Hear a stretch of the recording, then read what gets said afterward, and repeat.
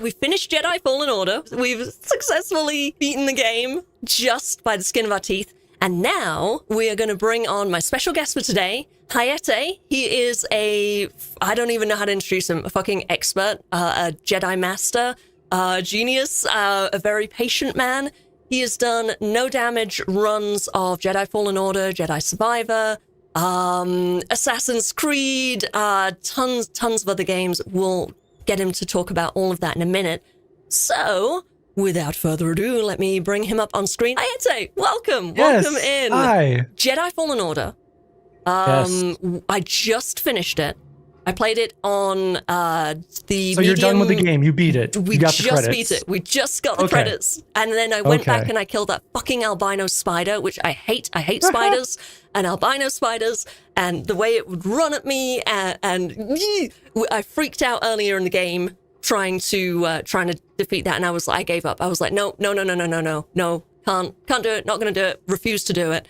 So we beat the game. We beat it about 45 minutes ago, and I was like, well, we've got some time to kill.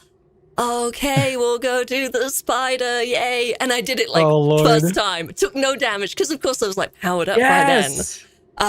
Yes. Yeah, but still, I was shaking. And Trilla, oh my god, that final fight with Trilla definitely left me shaken. But you don't have that problem, right? No, I haven't had that problem in many hours. I also have over 3,000 hours in Fallen Order, so I hit the peak of her getting the best of me a long time ago. And I bet. Yeah, what's really crazy is when you find out the albino Wishot can be killed without ever stepping down into the arena with it. Right. Where you just get to sit up there and throw your saber at it infinitely, and then it just dies, and you never actually have to be in the same area with it. So, well, where the fuck were you 2 weeks ago when I first encountered the videos spider? Are there. The videos are there. Oh my god! So I found your channel. I was about halfway through Jedi Fallen Order. This was end of last week. Whenever I reached out to you, I think at the weekend. And I was just doing some research. I think I just defeated some boss in the middle of the game. I forget who it was. It wasn't Ninth Malicos. Sister, probably. It was the Ninth Sister. Yeah. And I was like, let me see how other people deal with that, and kind of like scrub through like some footage of like what have I maybe not been doing. And I didn't want any spoilers. That was the thing. This was like a sort of blind playthrough. Right. Never played the game before, didn't really know much about it, didn't even know it was like a quote-unquote Souls-like game, or like a Souls-light game, I guess, until I started playing it. So I knew not a lot going in, and I kind of like it that way. That's kind of my vibe, is I like to just enjoy a game, and the community is awesome. We have some people in the community who know this game inside and out. Shout out to the Hoofan and Owens. They've been helping me out a lot with kind of those little details that you miss on a first playthrough. But I was searching the internet and I looked up, I don't know, Jedi Fallen Order, boss fight or something, and your video came up and I was like, no damage? What is this? And clicked on it, and I learned so much in like 2 minutes of watching a random snippet from your no damage, I think it was a live stream that you did. And I was just like, holy shit, is this guy like a Jedi or what? Are you a Jedi? Well, I have the hat. I have a BD1 shirt. I have a tattoo with the the Jedi code on it. So I would like to consider myself a Jedi. My own self. Oh my god. And I started the stream. I had the Darth Vader cosplay on. I'm not wearing it now because it gets really hot. It's like latex and it's super toasty to wear. But yeah, sorry. If I was in the world of Star Wars, I would totally be a Sith. A Sith, they wouldn't want me. Most people would agree with you, I'm sure. They wouldn't want me because I'm obviously not skilled enough. I think I would be a stormtrooper. That's what I would be. You don't have to be skilled enough. You just have to be angry. You just have to be angry. Oh, yeah. I guess I could do that. So anyways, so tell us, let's start at the beginning. What is a no damage run? And tell us like what your channel is all about. Yeah, so I guess, to the truest sense of the definition of no damage run is you go through the game from start to finish. If you check out any of my videos, they'll generally be presented as any percent blah blah blah. I've kind of walked away from that because I realize it confuses people, especially if they know speed running, then that confuses them. Mm-hmm. But essentially what I do is I go from the start of the game to the end of the game, whatever that entails in between, and try to beat the game without taking damage. That's not always possible. There are events that are generally scripted in games. So for example, in Jedi Fallen Order, when you get to Bahadori the first time, you meet BD1 and you learn how to stim to heal yourself, you take damage when you cut that cable, right? Right. There is a way to get around that. You can glitch around it. But I like to play my games organically. I like to have my run be something, and I guess it met the objective with you, right? To have somebody who's like, hey, I want to know how can I do this better, or I'm stuck on this section. A big feedback that a lot of people gave back in the day with Fallen Order was, I don't know how the hell to get around. This map sucks, right?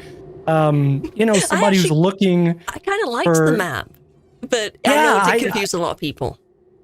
I don't remember. I very, very vaguely remember my first playthrough, but I don't remember having an issue with the map. But I know on Reddit, it's always a point of contention for people. So, I wanted my runs to be something somebody could pull up and say, I want to know how to get through this, whatever that may be. And, there it is, right? And so that's what I do. I don't like to glitch through things. I don't like to skip things. So I try to really stay disciplined to those rule sets. So, if there is damage that comes in that's scripted, the developers intend you to take, then I take it. If it can be avoided organically, and sometimes it can be, then I will do that. But essentially, no damage is just start of the game, into the game. You complete it without taking damage. And the way that I do it is I do it unsegmented. So what segmented means is, I could get to, say, the fight where you found me, right? You got to the ninth sister. There's a meditation point there before you drop down and you fight her. Let's say you die or you take damage. Then you would say, oh, let me just load back to that point and I'll continue from there. That's not how I do it. That's not. So you do it all in one go, like almost permadeath mode. So I do it where if I take any damage from the start of the run to the end of the run, I have to start the whole game over again. The entire thing. I'm not allowed to restart a checkpoint or save load or something like that. So that's essentially, that's like permadeath, right? That would be sure, kind of same kind of language. Yeah, except in permadeath, you're allowed to take damage up until the point where you die. And this one, you take any damage, and I guess in that context, you would quote unquote be dead. So it's a no damage plus permadeath mode. Sure, it's a perma.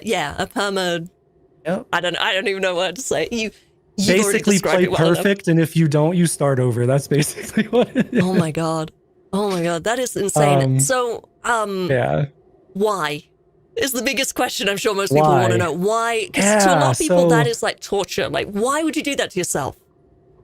So oddly enough, this whole crazy conception came out of COVID, like everything else anybody stumbled on that was crazy, right? And you're boarded up in the home and you're like, I want to do something, but what do I do? Well, I was watching Twitch one day, and shout out to my very good friend, Thunderceptor11, who does still stream. And he's actually working through a back-to-back no damage run of both games where he has to complete both of them together without taking damage.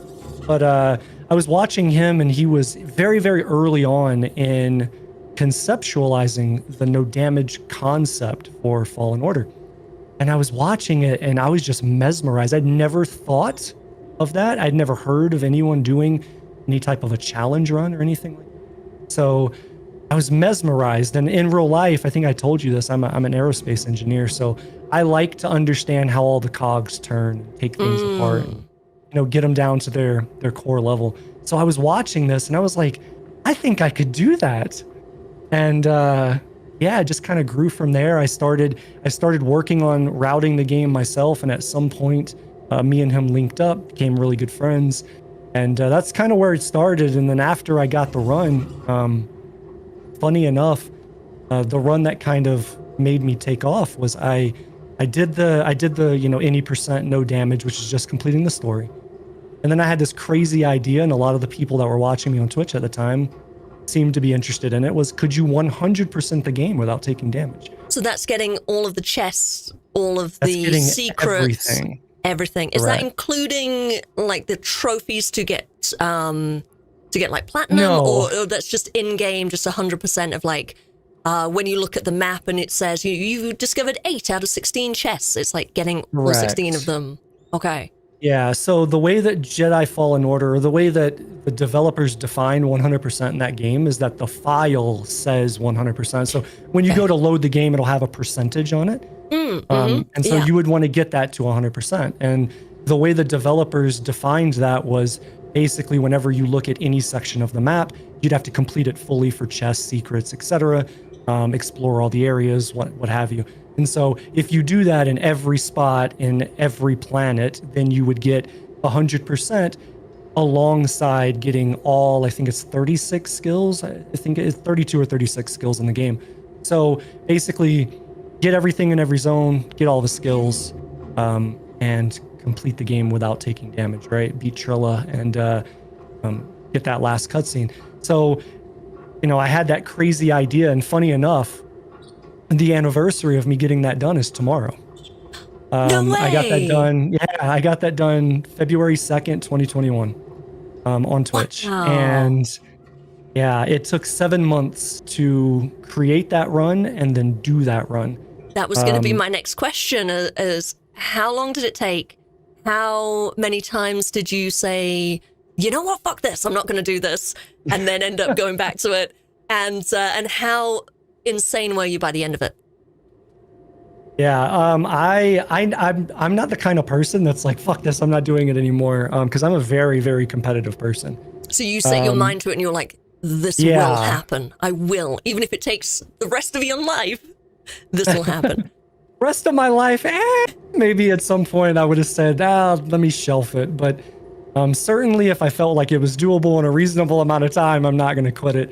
But yeah, I like to craft it. It took quite some time. And the thing with doing runs on stream, and I don't do runs on stream anymore. I have a 5-year-old daughter, so she takes up a lot of my time now. But doing runs on stream is a lot slower than doing them off stream, because you get into this thing where it's almost not so much you doing the run, but it's your viewers seeing the run.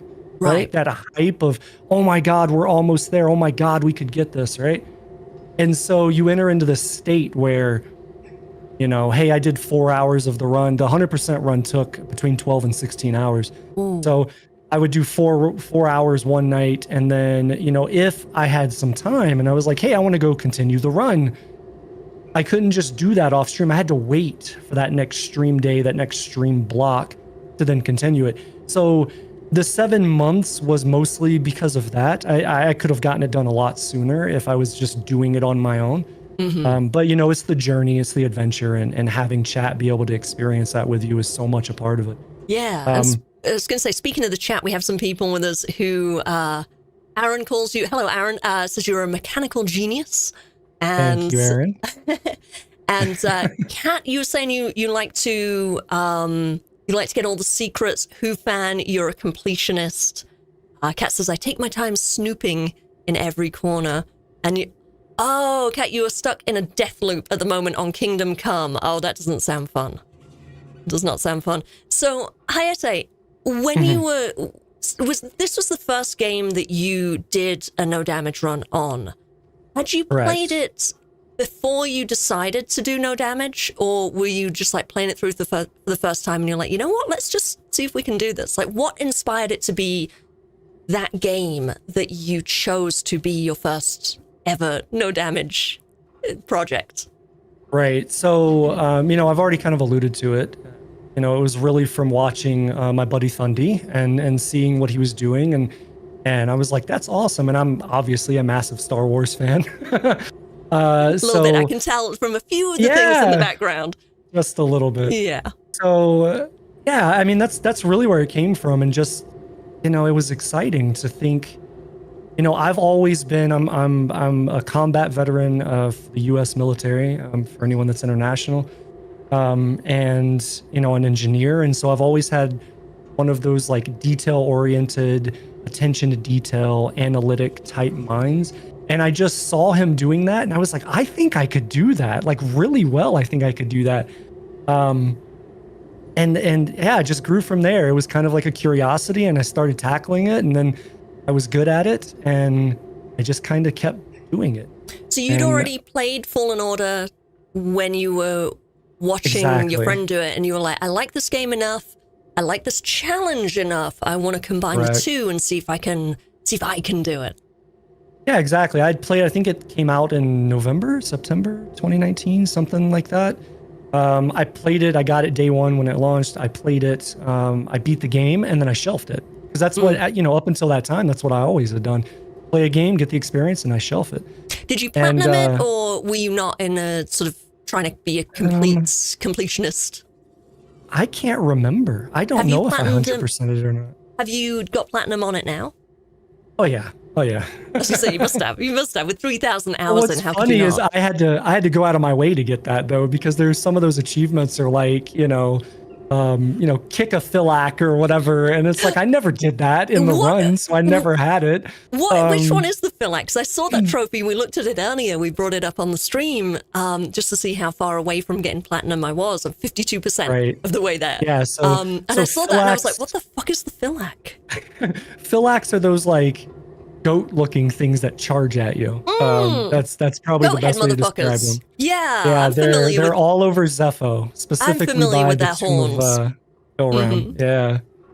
Yeah, those assholes. So wait, you have to. I only just unlocked the kick skill, and I don't think I used it once because I'm more of a gamer. Like I'm not very good at remembering like combos of buttons. I don't button mash, but I get muscle memory for certain things, certain familiar things, and that sort of becomes my comfort zone. So when it's like press, square and circle and this and hold L1 whilst doing this thing in this particular environment with this weapon equipped, I'm like, no, I'm not going to remember that. Not a chance. Yeah, well, I think the biggest issue with Fallen Order, and to a degree Survivor, is that most people that have come into playing those games play them like they're Dark Souls games. Or a big one is playing them like they're Sekiro. So people go into it trying to perfect parry everything, and that's actually not the ideal way to play the game.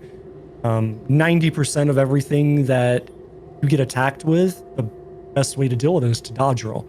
And that's what I was doing. That was my natural instinct, was to dodge roll, not to parry. And then I started, because I looked up a video that was like 10 things you need to know, or that the game doesn't tell you, or whatever.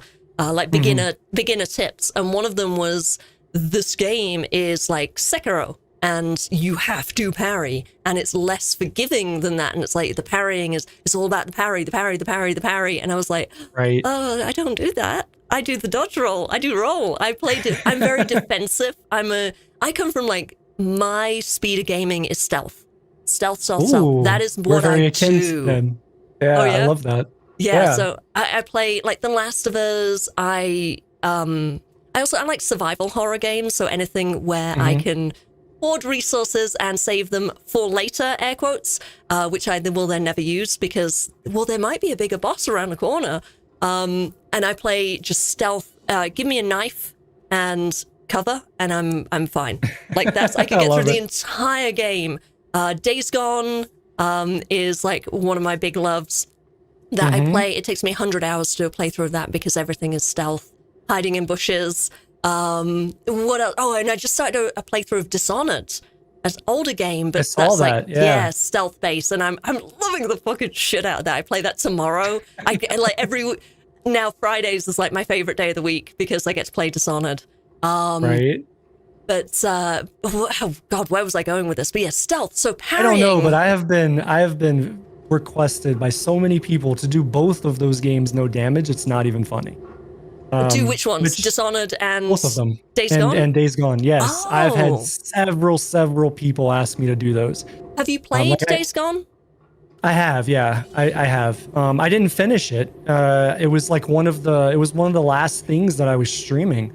We were doing the first playthrough of it, and then I ended up having to stop streaming because my daughter started kindergarten, and I wanted to be able to spend more time with her and help her with her schooling and stuff. So I ended up cutting that out because, that was where it made sense. But yeah, I was playing it up until that point, and then God, man, it's been, game after game after game after game that has come out, so many good games. And then I'm like, okay, I'm going to go no damage this one and this one. Like, I literally have a backlog. Most people have a backlog of games to just play. I have a backlog of games to play and no damage. So, I mean, same. For the longest time, I've been playing games since the 90s, since the PlayStation 1. In fact, before that, I had an Amiga 500 in the early 90s, and I played Titanic Blinky and Escape from the Planet of the Robot Monsters and stuff like that, like those cheesy old school. Never had a Nintendo. The PlayStation 1 was my first console, but I've been gaming since then. But I never used to have a lot of time for gaming. It would maybe at most be a couple hours a week, if that. Right. And my type of games that I like, Tomb Raider, Resident Evil, Uncharted, Assassin's Creed, very much kind of like third person, mostly linear narrative, and just take my time being stealthy, reloading. It's like, I didn't like how I did that. Let me just reload. And the complete opposite of a no damage. In fact, I guess it's kind of not, because with Dishonored, I've been playing that almost like no damage, but I get to reload every time I every time I get seen. I'm like, no, we're reloading. There you go. Yeah, and do it differently, and learn each time. That's a challenge run, though, Claire. That's a challenge. Anybody can do a challenge run. Anybody can do it. I just like adding a failure modifier to it. You could say, hey, I'm only going to go through this and I'm going to stealth everything, right? Mm-hmm. And you could do that over and over and over again. There's the only failure modifiers if you get seen, right? But you don't have to restart the game, right? That's a challenge run. Anytime you make any kind of a modifier to the game, you're doing a challenge run. So, everybody can be a challenge runner. I guess I've done that with Days Gone, and a lot of the people watching, I think, have done this, where we have this, what we call an antisocial playthrough, where you kind of role play that Deacon, the main character, won't go into camp to purchase anything. So you can't buy guns, you can't buy ammo. We do allow bike upgrades because the starter bike is shit, and we just don't want to spend the whole game playing with the starter bike. But everything else is nothing from camps, no turning in bounties, so you can't get extra trust. So it's really hard to build up the trust with the camps if you also want to do that, but without actually using them for anything. So it's this sort of continual quest to scavenge what you need. You can only use guns that are found out in the wild, or guns that you unlock through in-game challenges, like killing a certain number of hordes. Things like that. I've done that a couple times, done that on the hardest difficulty. I love doing that. I actually find that kind of easy, but it's not intense like a no damage run is. Oh, you guys are doing a challenge run, right? I suppose. That's a challenge run. Yeah, I suppose. Yeah, that's okay. One of the things I kind of suggested to, I've had multiple people reach out over years and say, oh, I want to, I'm interested in doing this in Fallen Order, blah, blah, blah. Where do you think I should start? And I always tell them, just try to do no death. No death, don't die. Even that would be, I'd suck at that. Well, no death, for that game, you just, you go straight for the power of friendship so that you have all the force. And there are times I've done a no death run and I get that ability and then I run through and I take damage on purpose so I can just grasping pull every enemy and stab them in the chest. I discovered that move. Is it something you unlock, or I don't even remember? I just did it one time. It is unlockable, yeah. Okay. Yeah, so it's at the far left corner of the skill tree. I must have unlocked it. You have to get it late game. I think I unlocked it and then forgot that I'd unlocked it, forgetting that move, and then I did it. I pulled someone and then stabbed him, and I was like, oh, this is great. I loved it. That's my favorite move. I love that. Yeah, but I think what you guys are doing in the community for Days Gone is that, that's where you build it up from, right? I did a no death run. That was the first thing I did, and then I stepped that up to no damage just through the story, and then I did the 100%. And then after the 100%, I did in any percent, no skills, no upgrade, no resting. So I couldn't get anything. I didn't have anything, and I wasn't allowed to rest to regenerate my force, and I did no damage on that one. So, you know, and every single hold on. Don't the video's there. If you, how? The how question, the video's there. Oh my words, that is insane. But, you know, every one of those runs that you do, you know, they give you a little bit of extra something that you didn't know before, right? And so all of that knowledge builds and builds and builds. And of course, the things you did early on become easy, at least from your perspective. They become easy. Yeah. So yeah, I think what you guys are doing is awesome. And that's a challenge run by the definition. And maybe somebody will end up doing a no damage run of it. So I finished Fallen Order, but I'm about to play Survivor. I start that on Monday. Give me some tips. Give me some tips, like how you said that parrying is not really the key to Fallen Order. Elaborate on that and like tell me, you know, how can I channel just a little bit of your knowledge into my coming playthrough of Survivor? Sure. So Survivor is such a different beast. And from a challenge running perspective, I really want to foot stomp what I'm about to say, okay? From a challenge running perspective, doing no damage, Survivor is terrible compared to Fallen Order. Why? From a game, I'll touch on that. From a gameplay perspective, it is leagues ahead of Fallen Order as far as enjoyable. So I think for most people going from Fallen Order to Survivor, you're going to really be pleased and happy with all the things that are new to it. The reason why it's difficult is because, or at least for no damage, is in Jedi Fallen Order, all of the strategies that I created were in the realm of controllable. I always had control at all times. Now, there are things that are RNG. A very good one, a very popular one. In fact, I had somebody message me this morning on my tutorial for the section on YouTube. They said, hey man, I got here and this place was giving me hell and I couldn't get through it. I found your guide. I went through it and thank you so much for making this. I wasn't able to do it exactly how you did because I didn't have these skills, but it literally got me through this. Thank you so much, right?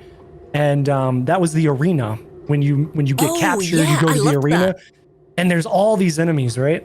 So the strategy that I created for that section was that very first door that opens up on the left with the fire beetles in it. I saw this. I watched this part of your playthrough. Yeah, it's very technical where it's like you do this, enemies do this, you do this. It's very scripted. Every beat is scripted. It's learning how they respond to what actions you take and using that to your advantage. Right. And there is an element of RNG to that. So the bog rats, which are kind of like the little four-legged, I don't know, they look like moles almost to me. The little annoying rat things, or the I think I know those. Not the scaz. I'm so new with all the names for them. The weird things that look like worms that like bury themselves. Yes, and yes, they're on legs, and they have like a big eye or something at the front. Perfect. Yep, you got it. You got the right one. So when you're, as part of that strategy, you get into a position where you have a spider and you have one of those. And it's complete RNG how that happens, whether that one buries and comes up on you or if it walks to you. And depending on what it does, you do a different strategy, right? So in that way, the RNG is controllable. In Jedi Survivor, there are multiple areas of RNG that are not controllable. I gotta just ask, you keep saying RNG? What is that? Can you tell me what that is? So RNG is kind of a mathematical term. It's kind of like a computer science term. And what it means specifically is just randomness. That's basically what it's getting at. Something that's random. So the randomness of the enemy AI in Survivor can actually cause you pretty big issues where you can get into situations where there is no strategy. You just play the game and cross your fingers and hope you get through it. So from a challenge running perspective and no damage perspective, that's why Survivor is terrible. But from a casual perspective, I think you'll like it. As far as tips and tricks, The best thing I can tell you, this is going to be like minor spoilers, but they've already been announced. Like they were announced before the game came out, so it shouldn't be too bad. There is a blaster stance in the game, so you get a blaster and a saber, and you use them together. That's what this game was missing, honestly, for me. Fallen Order was kind of missing that. I did want that. Well, you will get that in Survivor, and it is the most OP stance in the game. Is it stances kind of like Ghost of Tsushima, where you have like different yes, moves but they don't, that you do when you're in a different stance? Correct. They don't function exactly as Tsushima. I have no damage to Tsushima, so I could talk all day about Tsushima. Oh God. Yeah. How long did that take in terms of playing it through? That playthrough, that no damage playthrough. How many hours? God, I can't. I think the actual run is like 4 hours, but the amount of time that it took me to do it was probably a month. Oh. I'm a big PC person. I'm not a big console, so having to play with a controller is always a little foreign to me. We did have a question in the chat was, do you play on PC or console? You play on PC and you have your keyboard, like the buttons you're pressing visible on the live stream that I saw. You had that so people can see what you're pressing. Yeah, I generally do that when it makes sense. Like right now, I'm doing the I guess world first, or I guess everything I do is generally a world first, but I'm doing, I'm really, really close. Like if I don't get it in the next week, I'd be surprised. But a no damage run on the hardest difficulty of the new Prince of Persia game. And I'm using a controller in that. That just came out. Oh, when you're doing it with a controller? What? Yeah, I mean, I'm an EA partner, I'm an Ubisoft partner, so I get things fairly early. I got a review copy of that one, so I've had it for much longer than most people have had it. I did see you had a video on that or something, like a preview of it. I wondered if you were like a partner or something that you managed to get that. Yes. Yeah, I'm partnered with quite a few of the developer studios, and then quite a few of the developers even at Respawn are friends of mine, that we talk to and stuff like that. And did those partnerships come about through doing your no damage runs and kind of being in that community? Yeah, I actually, back when I was doing the 100% no damage run for Fallen Order, I had several developers that would sit in my stream every night. And I never told my community that. I mean, I told them that there were developers that were watching. But you wouldn't call out the names. I never called them out because I know how gamers are, where they would be like, "Why is this crap? Why haven't you fixed this bug? When are you releasing the next game?" Blah blah. And I wanted the job that I did before this. I was basically a program manager for software development. We were creating simulations, creating simulations for atmosphere, creating simulations for defense strategy, things like that, is basically a video game. You're doing it all digital in software. It's the same thing as a video game. And I know how difficult that job can be. So I don't know because I'm not in game dev, but I've got an idea. And I never wanted the developers to be in my chat and to feel that way. I wanted them to come to my chat, grab a drink, kick their feet up, and just enjoy what I was doing and just be a person. Right? Yeah, no, absolutely. I mean, we see that in the Days Gone community. Anytime Ben Studio posts anything, it is a tidal wave, a fucking tsunami of Days Gone 2, Days Gone 2, Days Gone 2. When are you doing the sequel? When are you doing the sequel? And these poor people, and they get like dragged on the subreddit, because I moderate the subreddit for Days Gone as well, and I'm constantly removing posts where people are like, should I just like show up at Ben Studio and like demand that they do Days Gone 2? Like, please don't do that. Please don't harass the people. They are normal, real people that have a job and they go to work, and they don't need you shitting on them on the internet or in real life and harassing them and making them feel bad. Because I'm sure, and it's a hard job. Yeah, I'm sure every developer wants to make the sequel, wants to make the game better. They want to, if there's a glitch or something that's gone wrong, they're not proud of that. They want to fix it. They're probably mortified that people have noticed that, hey, the system you designed isn't quite perfect. They want to fix. They don't need you telling them, hey, you should fix this or you should make a sequel or whatever. Speaking of, I got a funny story real quick. So speaking of, you should tell them. So in Jedi Fallen Order, on the 9th sister boss, which is the one that you said you found me after. So on that boss, there was, for the longest time, there was what we assumed was scripted damage, right? Unavoidable damage. So the ninth sister would force pull you to her. And when she force pulls you, it actually does damage. You can't see it, but it actually does damage to you. And the only way you would really know that is if you try to use a stem from BD, because when you use a stem, if you're at 100%, it won't activate. But if you've taken damage, it will activate. And so we knew that it did damage, but we thought, it's unavoidable. There's nothing you can do about it. And me and the guy I mentioned earlier, Thunder Scepter 11, we got our no damage runs done. And the lead combat designer at Respawn for Jedi Fallen Order released a video of him no damaging the boss. And we were like, what? We haven't no damaged it because it is possible to avoid damage. Oh my God. So how did you avoid the damage? And how much did he tell you how to do that, or did you have to figure it out? No, he didn't tell us. He put it out. His name is Jason DeHarris, for anyone that's curious. A really great guy. And he put out the video, and we were like, I called Thundy. It was the first time that me and him had ever spoke. I messaged him on Twitter. We got in a Discord call, and we were like, what do we do? And we both came to the conclusion that from an integrity standpoint, we had to delist our runs and basically say that they're no good and redo them. So, at the time I told him, I said, hey, you go get your run first. I'm not going to step on your toes. You were the guy who came up with this idea. I'm not going to buddy fuck you, basically. I want you to get the run first. You can have the world's first in it. I'll get it after, because I wanted to do the 100%. So we went back and we did it, and we found a way around it. And we got our no damage runs. And then later on, when I was doing the 100% no damage run, we found out that the ninth sister, out of the very first cutscene, well, not the first cutscene, but the quick time event that you do with the ninth sister, that she has about a 20-25% chance of auto pulling you as soon as you get control of Cowback. And so we were like, how the hell do you stop this? And it took probably a week and a half of me just grinding that out and figuring out how they coded the boss without actually having the code. And when we figured it out, I implemented a strategy for it that now all of us use. And when Survivor came out, we got our hands on Survivor. We went and did the boss.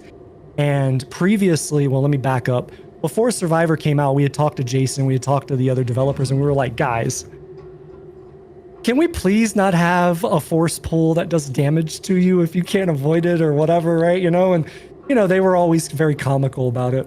They were just kind of like, sorry. Like, we hear you complain. We're going to do it anyway.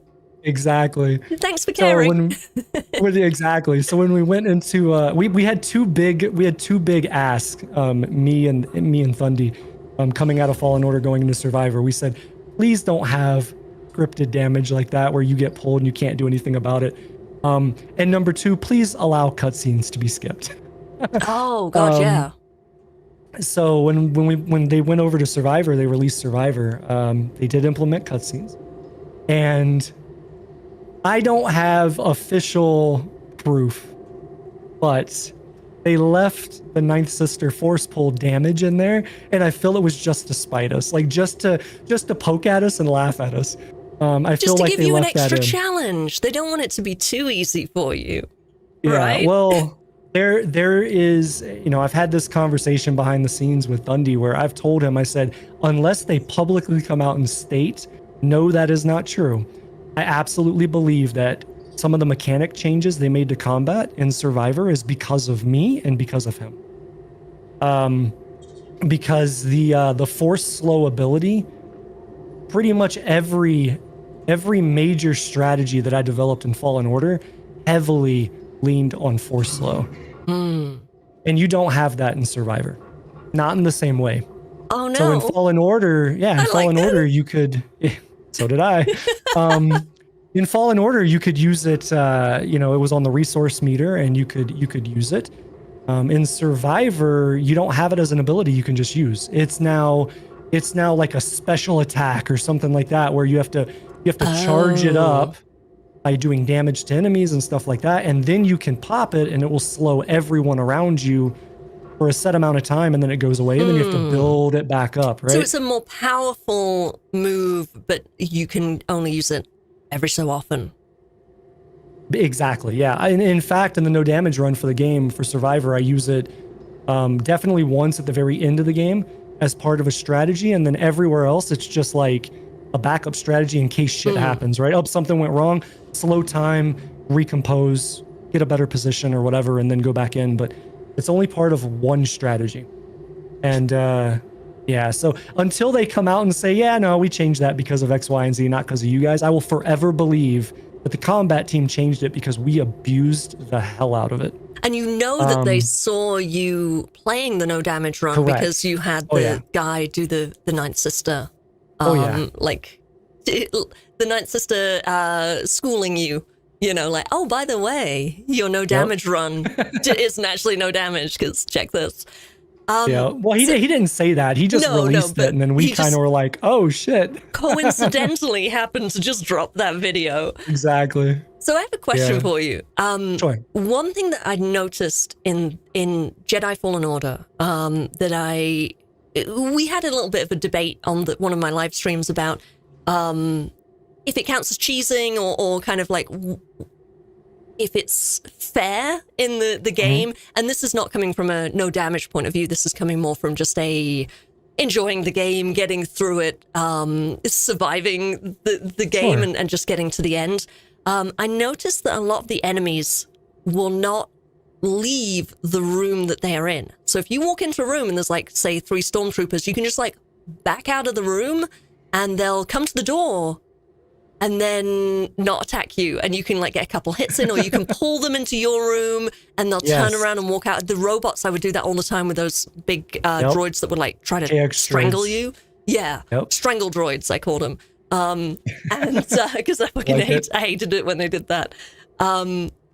Obviously you use that strategy a lot in the game, in your no damage run. I saw one bit where you did, so where you're trying to get up to the tree, the origin tree or whatever on Wookiee planet. And sorry, I don't know any of the official names for a lot of stuff. Fine. You're fine. And there's one really annoying bit where there's a meditation spot, and then there's like a little ledge, and you climb up, and there are 3 spiders, a bunch of firebugs, and a couple slugs, and you get hit like immediately when you climb up. Like I tried for ages to get up this ledge without. I reset that bit so many times because I was like, I want to do it better, and that was really where I started to. My gameplay started to change because I was paying attention to how much damage I was taking, how I could avoid taking damage, how I could use my skills better, how to parry. I learned how to parry the slugs. I was really proud of myself for learning how to parry the horned slugs and the spider as well, when it does the like rushing at you thing. Yes. But what I did was I played it through 3 or 4 times, reset it, play it again, reset it, play it again. Finally got through it using like 1 stim or like lost half my health or something, and I was like, yeah, that's good. And then I watched your playthrough of that bit, and you pulled them one at a time off the ledge, and they drop down, but they just sit there and don't do anything.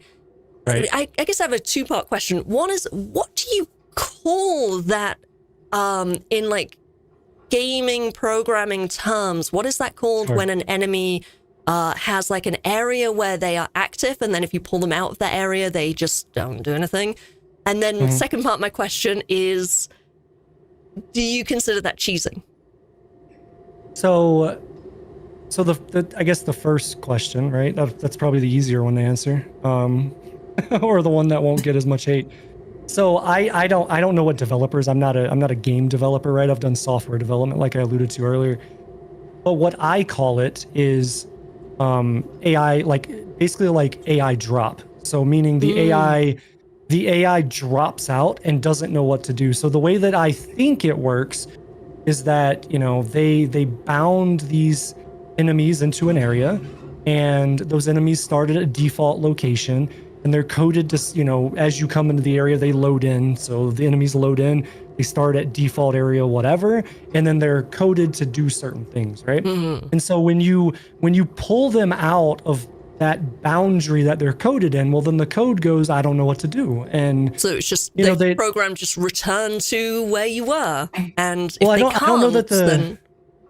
Yeah, I don't know. With some enemies, that is what happens. So there are Night Brothers on Dathomir where you can go to a certain point and they'll stop moving and then they'll turn around and walk back. But that's also dependent on, as far as code, that's also dependent on how close they are to Cal. If they're within a certain distance to the target player, then they'll keep following you. But once they go beyond a certain distance, then the enemy AI says, okay, now drop and return to default. And then they turn around and they walk back. And for whatever reason, then you can go and fight them and they won't know that you're there. So, and that's one of the things with doing no damage runs and just being an engineer and just the mind that I have that I really enjoy. And I've told people this in interviews before, I've told people this in comments. What I enjoy about doing a no damage run is creating the strategies, figuring out the best way to get through an area, figuring out how the game is coded, and where the breakpoints are so that then I can go and exploit those to create a strategy, which is the main reason why you will never see Hayete do a Dark Souls game, because it's been done a billion times over. All the best strategies are there, so there's no enjoyment for me there. But yeah, so I think, to your first question, I would call it an AI drop or an AI manipulation to pull off that kind of state of pulling them into that area and having that happen as a result. To your second question, is that cheese? Yes. But if it is part of the game mechanic, this has always been my challenge, because we've had quite a few people in the challenge community that don't like what I do because they say it's cheese. You shouldn't AI drop and do AI manipulation. However, my stance is, if it is part of the game and I'm not glitching anything, right? If I'm just walking from point A to point B and the game is coded such that there's a variable change there, is that my fault? As the player, am I playing smart? Am I doing anything outside the bounds of the game itself? I don't believe I am. So, earlier you were talking about fighting the albino Weeshak on Kashyyyk. Don't give me flashbacks. So, I just thought of it again when you said albino. I was like, no. Yeah. Well, the strategy that I created for the 100% no damage run, because I run with certain rules at a very high level. I structure all my no damage runs to 3 rules, which is that every strategy I do has to be consistent, repeatable, and as low risk as possible. Okay. And so, when I was doing that one, I found that I could jump down into the area, I could walk on the webs, dodge roll, step back up onto the ledge, and then the Weeshak would just stand there. Yeah. And then if I had saber throw, I could just lock target on it and saber throw infinitely and kill it. And I never have to fight it. And a lot of people said, hey, that's cheese. And I said, but can you climb up a ledge in the game? Yes, you can. That ledge exists there. For I some can climb reason, the up it. spider can't. Even though it's a giant fucking spider, it should be able to. But if it can't, it sucks to be the spider, is my kind of end opinion on that. It's like, well, if the stormtroopers could shoot better and were smarter and could leave a room, if they could see you with their helmets. Like, part of it is like, I like to think that the stormtroopers, like, they just lose sight of you. And because they've got the little helmets on, they don't have very good vision. So they're just like, oh shit, where'd the Jedi go? And you overhear so many of the Jedis as well, like, oh, I don't want to fight him. Like, you fight him. I'm not going to do that. So I kind of like the idea that they're all cowards. And if you leave the room, they're like, oh, he's gone. Oh, well, you want to go on break? Yeah, they're like, I would probably die to this anyway, so I'm okay with him leaving. Yeah. But yeah, so, yes, is it considered cheesing? Sure. But I think if it's within the bounds of the game, if it's something anybody could do without breaking a developer-intended action, then I think it's okay. I'm not glitching out of bounds, like glitching through a wall and fighting them from outside of the level, right? And you're not using mods and anything that you could sort of break the programming with. You're taking the game as it stands. With the one exception of, I notice you have your logo you changed his outfit, which I love that. I love that. That's so good. Yeah. How did you do that? Is there like a mod for that or something? It is. In fact, anybody can go download it on PC and use it. The mod was created by a buddy of mine, Alex, who's in the modding community in Fallen Order and various other games on Nexus Mods. And, we collaborated over the course of like a week or two. And I said, hey, I really want to get this 100% no damage run with a cool, like, stylized, outfit for my community. And at the time, my community was, we were really up there. I'd say 100 plus people every time I was doing a run. And we called ourselves Phalanx Squad. And so the H, obviously, for my logo is Hayete, but it was supposed to be molded into like kind of like a shield to get that Phalanx Squad kind of stuck in there too, right? So we designed, collaborated to do that, and we put my motto on it, which was nothing taken, nothing given, everything earned, and we put that in Orabesh up on the patch, and I completed the run with that, and then everything I did in Fallen Order, I had that on, and so he made it because he understood how to do all that stuff. I collaborated with him on, hey, this is what I want, this is what I think would be cool, and we made a product out of it, and anybody can get it if they want it. That's awesome. It's out there on Nexus Mods. I just want to catch up with the chat real quick. Sure. People have been saying stuff. And also in the chat, do let me know if you have any questions for Hayete. Drop them in the chat.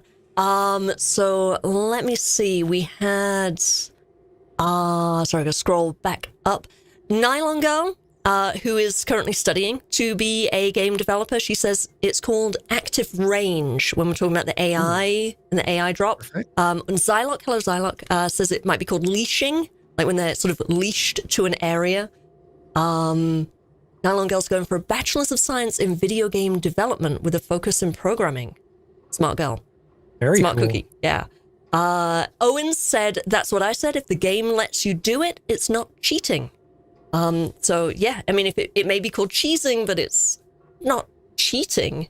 Dandy Denny says, if you're using what's in the game without glitching through things, it should be allowed. So if you ain't cheesing, you ain't trying, says Hufan. I like that. And what else do we have? Any other questions? Nylon Girl says, let him know his name is hella cool. Oh, thank you. So I wanted to talk about Assassin's Creed, because I am a huge fan of Assassin's Creed, although I'm also extremely critical of the franchise. Mm-hmm. You did all the games. No damage. Every mainline game, correct. And I have it on the docket to do all the ones I didn't do, like Liberation and like the Adewale expansion or whatever you want to call it, DLC or whatever. So you did AC1, 2, 3, Black Flag. Oh Jesus, what came after that? Syndicate. Rogue. Oh, God, I've forgotten. It was Black Flag, Rogue, Unity, Syndicate, and then the RPG trilogy after that. So you did Odyssey and Origins and Valhalla? You've done the whole... I did. Oh my God. Valhalla was brutal. I can imagine. So you did no damage on all of those? Yep. How... And Mirage.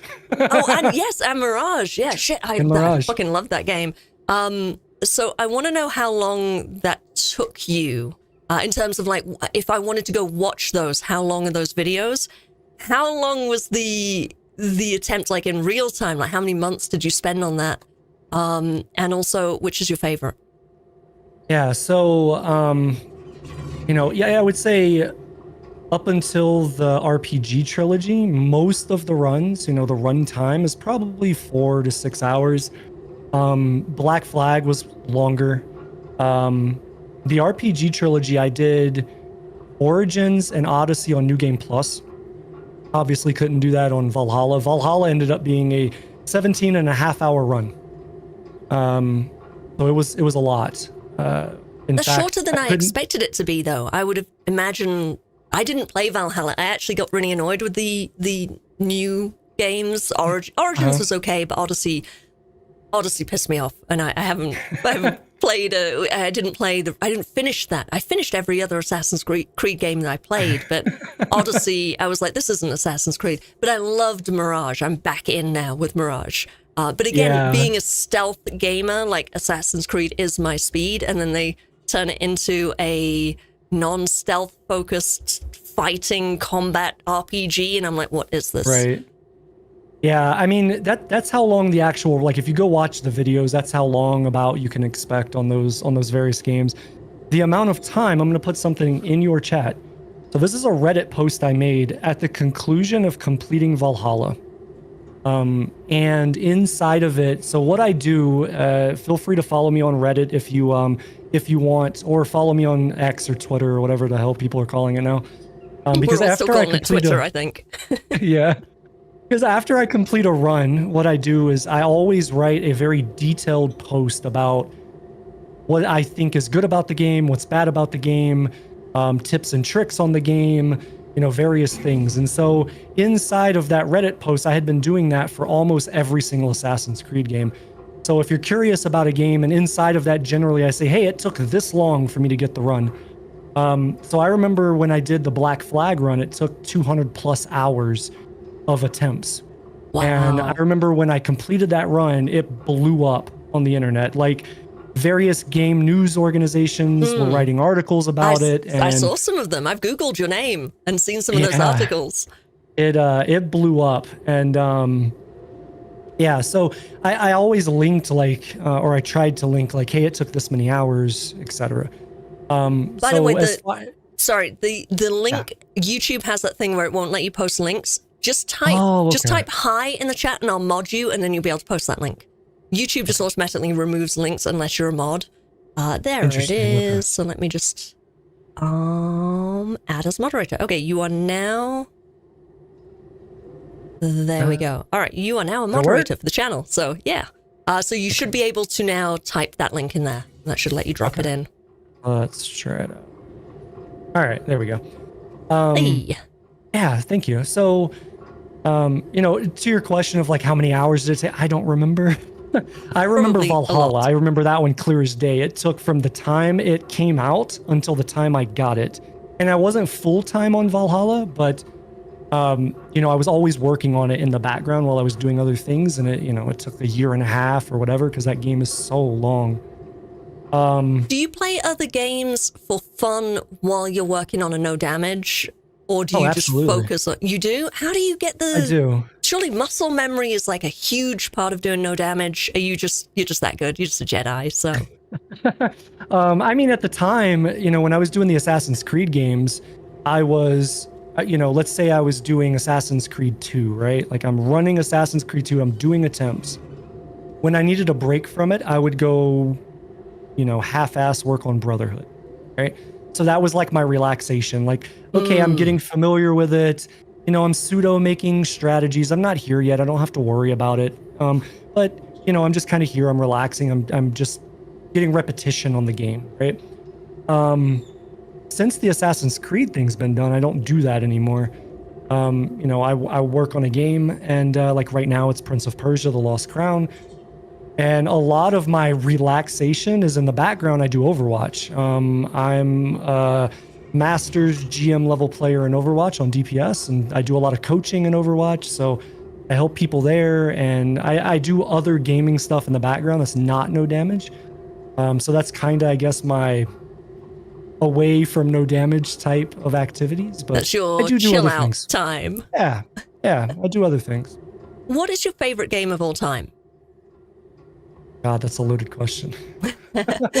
and which is your favorite Assassin's Creed game? I tell you my favorite song of all time. That's an easier one to answer. No, go ahead. Pure Imagination from Willy Wonka. Favorite game of all time. Oh my lord. If I had to score, like, story, atmosphere, environment, combat, world building, like, if I had to score all of those, make it a 10 out of 10, I think the only game that in my mind would suffice for a 10 out of 10 would be Ghost of Tsushima. Ooh, it is a great game.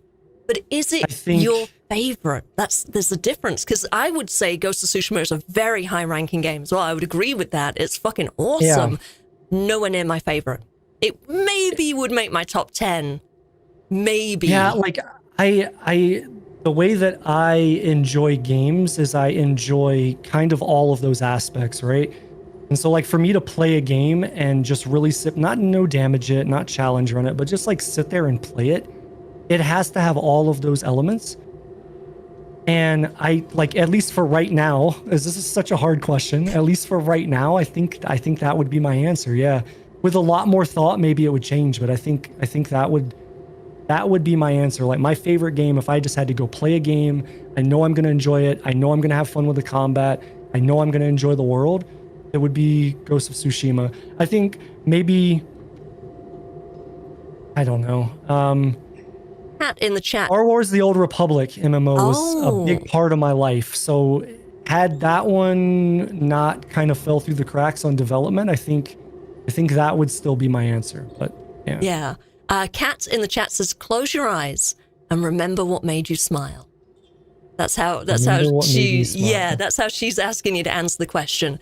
Well, if I was going to do that, it would be Super Mario 3 on the original NES. Because that was the game that's the only game I remember really playing with my mother. And my mother has since passed back in 2005. But that is the game that I remember playing the most as a kid with my mother. So I have fond memories of that. So if I had to close my eyes and think of a game plus smile, that would be it. Super Mario 3 for the NES. Aw, that's perfect. That's the perfect answer. So I think I don't want to keep you too long. I think that's about all the time we have. I had so many more questions. We definitely need to chat again. Sure. But I do want to say thank you so much for sitting down and doing this interview. I hope everyone watching has enjoyed this. We've had a lot of people commenting in the chat and stuff. So this has been awesome. Yeah. Everyone watching, go check out Hayete's channel. He's there in the chat. Also, link in the description. Go check it out. Go watch some of his playthroughs and no damage runs. One last question, real quick, before we go. What are you may have answered this already. What are you working on next? What is your next game that you're going to do no damage run, or what is next on your channel? So I know for a fact right now it's Prince of Persia: The Lost Crown will be coming out. It's averaging at about 3 hours or less, give or take, per run. So that one will be much shorter than a lot of what I did. Like the one right before that, I did Avatar, Frontiers of Pandora, which was way longer. What comes after that? I know for a fact that when Star Wars Outlaws drops, I'm going to see if it's doable. I'm excited for that game. Though. Me too. It looks good, but I'm very excited for it. Yeah. But I'm a little skeptical. Zylok is asking you to do a no damage of Days Gone, which would be really difficult. I have had that one asked many times. Maybe you and I, Claire, will collaborate and we'll figure it out together. We totally should. We totally should. I know some tips and tricks to avoid a lot of damage, but there's always like the random snipers that you just cannot dodge from. It's like random encounters that ambush you. There's ways to avoid, I want to say like 98% of them, but there's always that 2% chance. So maybe we can figure something out. We'll figure it out. But yeah, I think after Prince of Persia and before Outlaws, I really want to go back and touch on the Assassin's Creed titles that I didn't do that weren't like in the main series. So I already did Chronicles China. So probably Chronicles India. I've got a real good buddy of mine who's a content creator that is really interested in seeing me do a AC Mirage, no skills, no upgrades. So all you can do is melee combat. You can't use a throwing knife, can't use smoke bombs, you can't use anything. That's pretty much how I play. That's not that hard. And melee. Yeah. So I should get into that. doing no skills, because I suck at like using the skills. I just do everything with a knife. Just give me a butter knife and I'm good. I can kill everyone. As long as the stealth is good. because I was playing Red Dead 2, and the stealth in that sucks. And Fallout, I tried to play Fallout New Vegas a couple of years ago, and I got very annoyed with that because as far as I was concerned, there is no stealth in that game. And Horizon Zero Dawn, the stealth in that, it bothers me when you're being stealthy and you try to sneak up on someone, and then, you stay hidden, but maybe you throw a throwing knife or something, and suddenly everyone's alerted and they all know where you are. And I'm like, wait, that's not stealth. That doesn't count. That was the problem I had in Avatar Frontiers of Pandora, by the way. Oh, yeah. Where everything was omniscient and just knew exactly where you were all the time, even if there was a rock in front of you. Yeah, it's bullshit. This is bullshit. Yeah. But yeah, it'll probably be some AC stuff and whatever else is on the backlog if I have time to get to it. So that's probably what's next. But at the immediate, it's Prince of Persia. Awesome. Looking forward to it. All right, this is where we're gonna call it for today. Thank you everyone for watching. Don't forget, tomorrow I'm playing Dishonored, 1 p.m. Mountain Time, so 25 and a half hours from now. We'll continue the Dishonored playthrough, and then on Monday I'm going to be playing Star Wars. I almost said Jedi Fallen Order, but it's not. It's Jedi Survivor. Here's my case. So yeah, I'm excited. Great game. I'm very, very hyped for this because I've enjoyed the shit out of Fallen Order. And I'm hoping love Survivor. I'm hoping that it doesn't do a God of War Ragnarok on me and throw in too many extra skills and extra things that I will just get confused and No, it does a really good job. It does a really good job with the skill tree because it splits them to each individual stance. So each stance has its own skills. Ooh, so you're not overwhelmed with like this big tree. Ghost of Tsushima, which had a really nice, clean. I appreciated Tsushima's skill tree and all the way it was, like you say, split up into the different stances. I'm excited.